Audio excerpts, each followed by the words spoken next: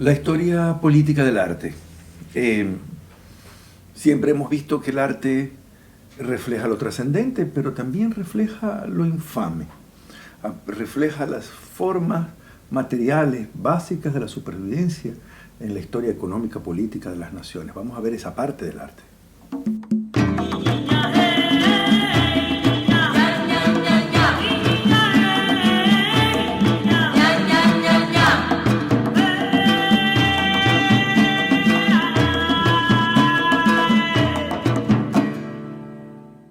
Para hablar de la historia política del arte, es muy importante recordar que el arte siempre trasciende el mundo de los materiales. Busca todo el tiempo algo que se conecte con lo superior. Por eso vemos en toda la arquitectura religiosa entre los egipcios, los sumerios, los hindúes, la arquitectura gótica, vamos a ver todo el tiempo esa necesidad de subir hacia el cielo.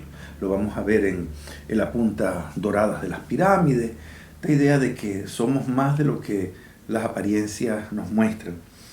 El arte, sin embargo, también, precisamente porque hace eso, se convierte también en una herramienta de dominación de la gente.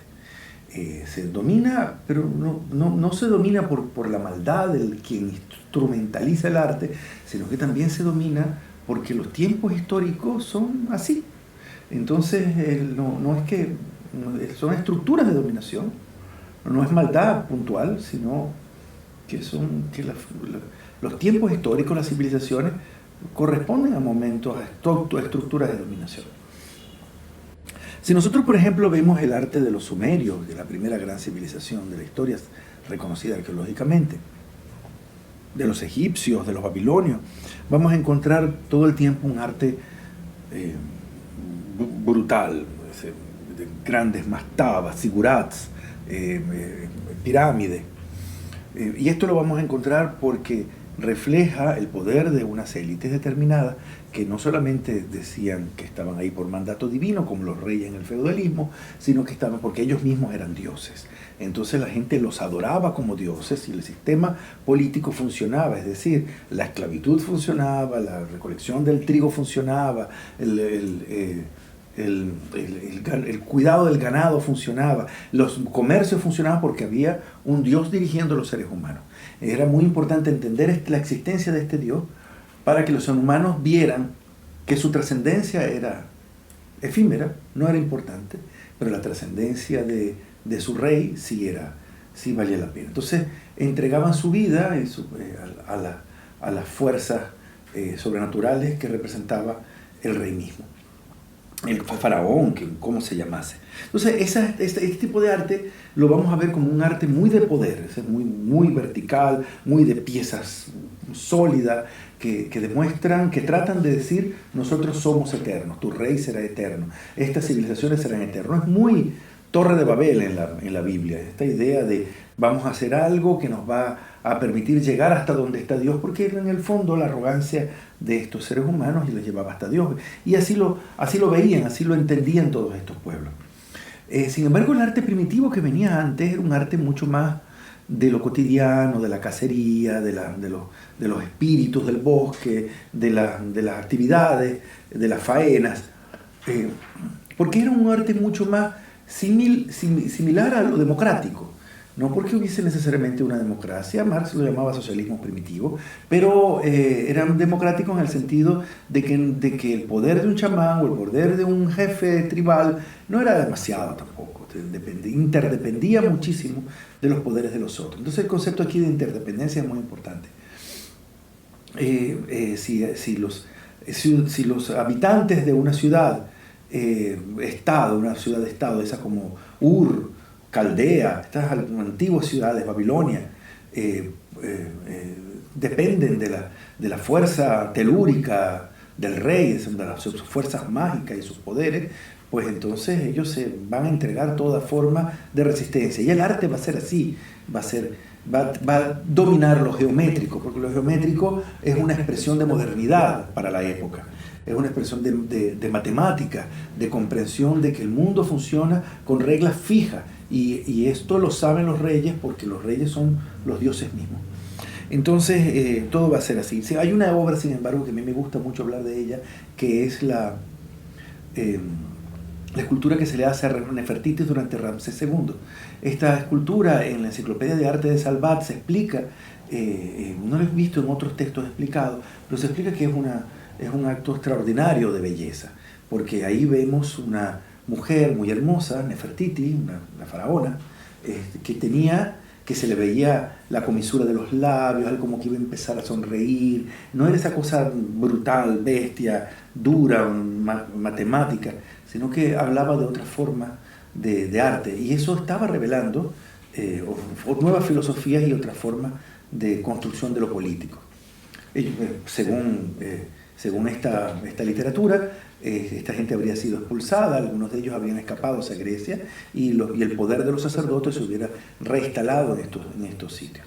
Pero el arte va a seguirse apareciendo a la sociedad. Entonces vemos luego que en el caso del reino de Israel, luego llamado Judea, luego llamado Judea y Samaria, como en los reinos de Grecia, Creta, Esparta, Macedonia, hay un revivir de la relación entre el patriarca, que es el dueño de la tierra, con su condición, en el caso de Grecia, de ciudadano, y en el caso de Israel, que no nos afecta, no somos herederos de esa parte de la historia, solamente por el lado religioso, pero no político ni artístico. En el caso de Israel, el patriarca formaba parte de una entidad tribal que tenía iguales poderes ante el rey. Entonces los reyes de unos y otros gobiernos, de unos y otros reinos, eran reyes que regulaban las fuerzas interdependientes.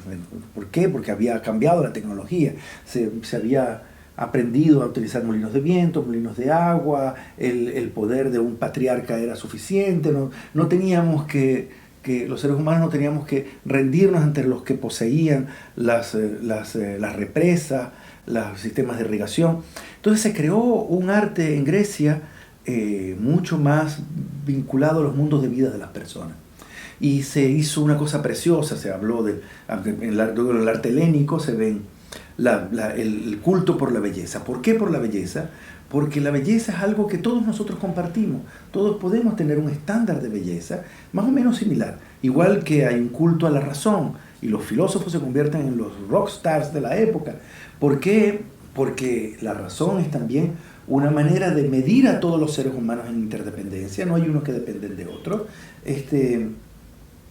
Y esa medición da méritos. Entonces, el mérito de la belleza y el mérito de la razón, el mérito de la filosofía, el mérito de la sabiduría, pues se expresan a través del arte en un movimiento que, por supuesto, transformó la historia del arte en el mundo.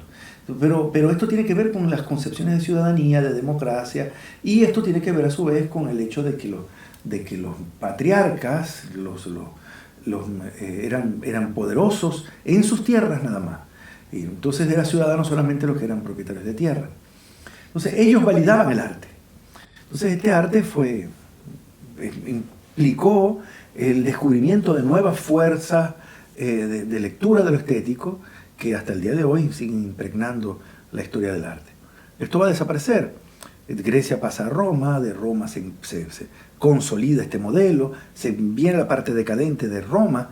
Esta parte decadente tiene mucho que ver con el hecho que siempre se repite en la historia del arte, es que lo que en un principio era inspiración, fascinación y luz, luego se va convirtiendo en un modelo de poder, se hace sofisticado, se hace muchas veces más abarrocado, mucho más complejo, trata de mostrar más el poder que la belleza por sí misma. Entonces esto fue lo que pasa al final de la época romana. El arte romano se hace un arte seco, se hace un arte político, mucho más del poder, y está anunciando además el fin de su decadencia. Y esto se anuncia con la caída del Imperio Romano, se expresa con la caída del Imperio Romano y pasamos al periodo medieval. En el periodo medieval, el Imperio Romano se disgrega en muchas partes, es una implosión, dicen los historiadores, y todos estos reinos van a reconstruir a partir como los viejos griegos, como los viejos egipcios, quiero decir, van a reconstruir una relación con con lo geométrico. Y todo el arte medieval va a ser muy geométrico, muy de líneas rectas, que tiene que ver un poco no con un arte de lo real, sino un arte de lo vertical del poder. Pero en este caso tenemos un nuevo elemento, que es el elemento cristiano. Este elemento cristiano viene desde un impacto que ha tenido Oriente con Occidente, que en la Biblia es perfectamente visible en en el libro de Macabeos, donde los judíos quedan fascinados con los griegos, los griegos seleucidas, y los griegos seleucidas a su vez quedan fascinados con la profundidad esotérica. Entonces aparece una nueva lectura del poder, pero a partir de las fuerzas que daba el esoterismo. No que las daba solamente la magia, el poder del mágico de los reyes para dominar a los suyos, sino la idea de que hay un Dios que elige a un rey y que todas las almas pueden subirse y se portan bien. Entonces ese sentido de obediencia crea un arte todo el tiempo indicando la presencia del cielo y asustando a la gente con motivos religiosos del infierno, de Dios sufriendo por ti, haciéndote todo el tiempo sentir culpable, que es toda la base de la culpa llamada judeo-cristiana, que es realmente un poco más cristiana que judeo, pero también existe efectivamente en el vidú y en la confesión del judaísmo,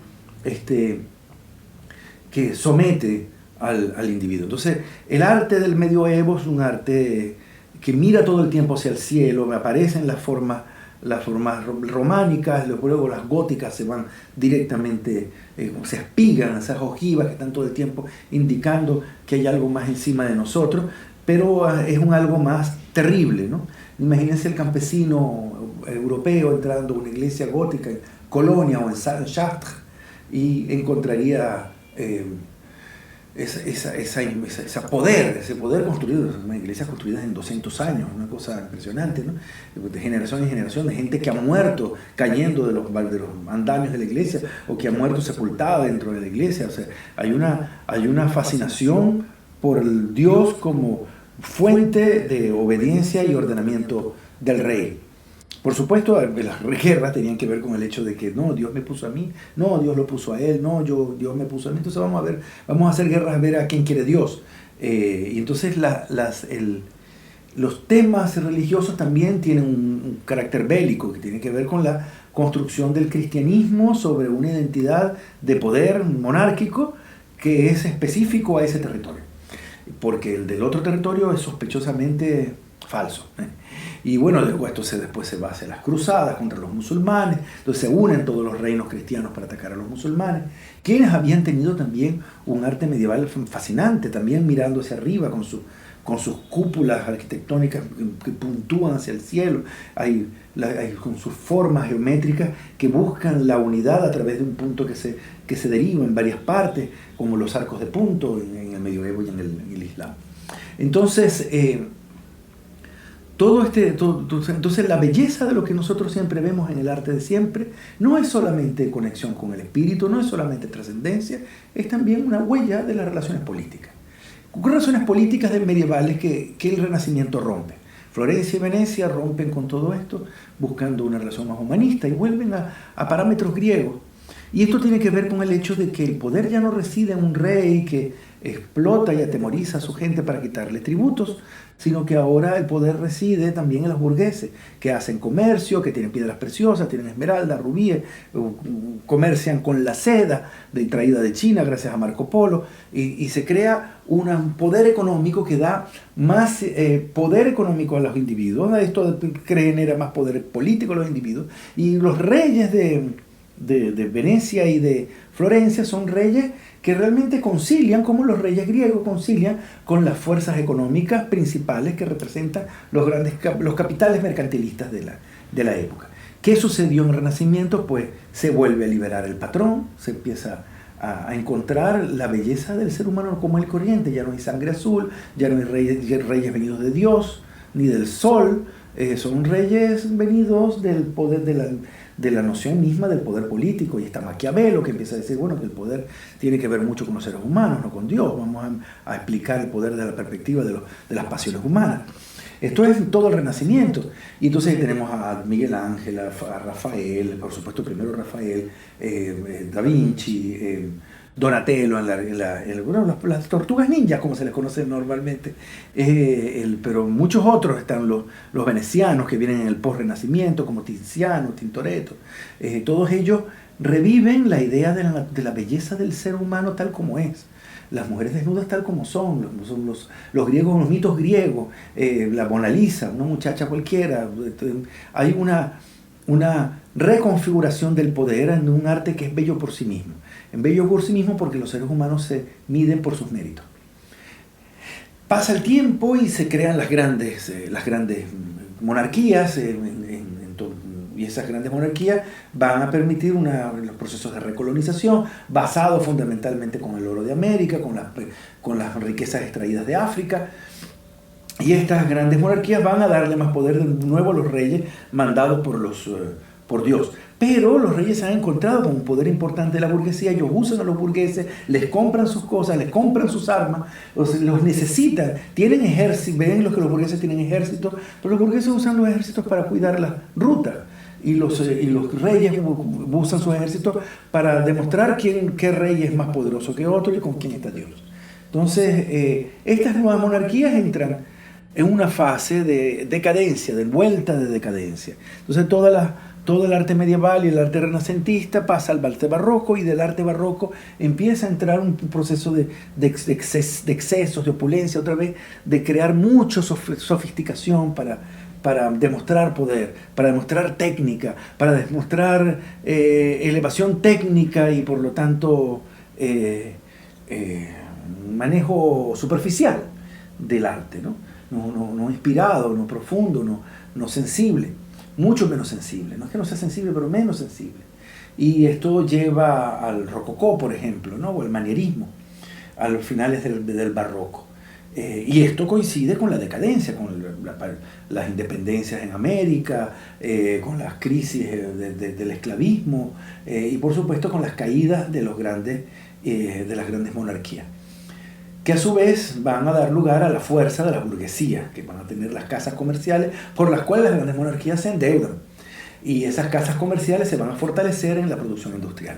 Entonces la industria, que convivía un poco con el mercantilismo, con las piedras preciosas, con el poder de los reyes, termina haciéndose el poder a través de la revolución industrial, financiada por Holanda y luego desarrollada fundamentalmente en Inglaterra. Y esto va a llevar transformaciones en el arte, En lo político, la Revolución Francesa también responde a esta crisis. Y luego y se crea un arte para la Revolución Francesa que viene del clasicismo, se inspira mucho en lo griego, pero hay nuevas lecturas. Y luego con el auge de la industrialización viene todo el tema de qué es la luz, qué es el color. La gente empieza a ser audaz en definir el universo. ¿Por qué? Porque el capitalismo necesita audacia, innovación, recomposición, replanteamiento, rediseño. Aparece la utopía fascista, aparece la utopía socialista, aparece la misma utopía capitalista o liberalista.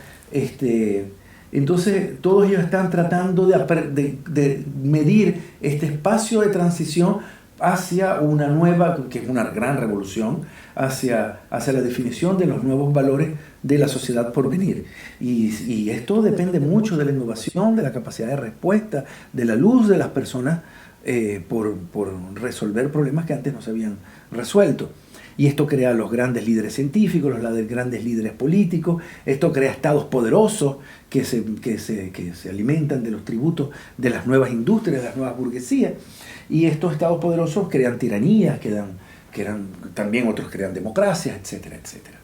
Eso va a llevar al impresionismo, que rompe con la idea de luz y encuentra color donde escondido detrás de la luz, como si estuviésemos todos mirando a través de la miopía, como a través de espejos refractarios, como a través de caleidoscopios, entendiendo que la vida es un carnaval de colores que esconde Dios detrás de la luz.